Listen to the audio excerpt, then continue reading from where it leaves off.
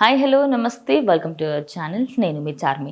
లడ్డూ వివాదం రోజు రోజుకి పెరుగుతుందని అనుకోవచ్చు. అయితే ఈ లడ్డూ వివాదానికి సంబంధించి జంతు నూనె కలిపి లడ్డూలను చేస్తున్నారని అటు ప్రజల నుంచి కూడా ఎన్నో సంవత్సరాలుగా అంటే లాస్ట్కి ఒక 2 years నుంచి చూస్తే ప్రజలకి అక్కడ లడ్డూ తీసుకోవాలనే ఇంట్రెస్ట్ కూడా కలగట్లేదు అనేది క్లియర్ కట్గా అర్థమైపోతుంది.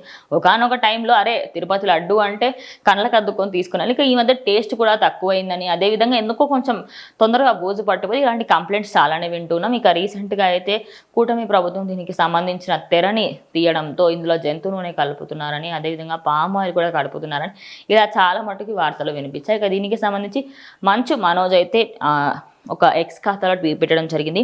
లక్షలాది మంది హిందూ భక్తుల విశ్వాసాన్ని దెబ్బతీసే విధంగా అత్యంత పవిత్రమైన తిరుమల తిరుపతి శ్రీవారి లడ్డూ తయారీలో వినియోగించే నెయ్యిలో జంతువు కొవ్వు వాడారని తెలిసి షాక్ అయ్యాను. ఇది ఎవరు చేసినా చాలా పెద్ద తప్పు. భక్తుల మనోభావాలను దెబ్బతీసిన వారిని వదిలిపెట్టకుండా శిక్షించాల్సిందే. ఈ తరుణంలో అన్ని పార్టీలు కలిసి రావాలి. దోషులను గుర్తించేందుకు ప్రతి ఒక్కరూ సహకరించాలి. వారిపై తగిన చర్యలు తీసుకొని సంస్కృతి మతపరమైన విలువలు కాపాడాల్సిన బాధ్యత అందరిపై ఉంది.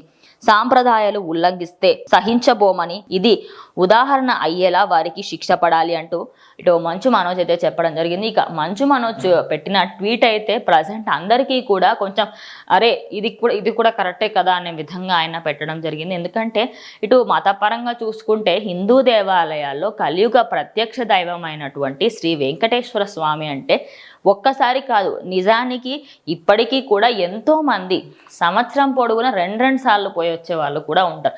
అంత పవిత్రంగా భావించే తిరుమల తిరుపతి దేవస్థానానికి సంబంధించి ఇలా చేయడం అసలు కరెక్ట్ కాదంటూ అందరూ కూడా పేర్కొనడం జరిగింది. సో మరి మొత్తంగా చూసుకుంటే మంచు మనోజ్ చెప్పిన దాని ప్రకారంగా అందరూ కూడా ముందుకు వచ్చి దీనిపైన చర్యలు తీసుకుంటే ఖచ్చితంగా దీనికంటూ ఒక ఎండ్ అయితే పడుతుంది.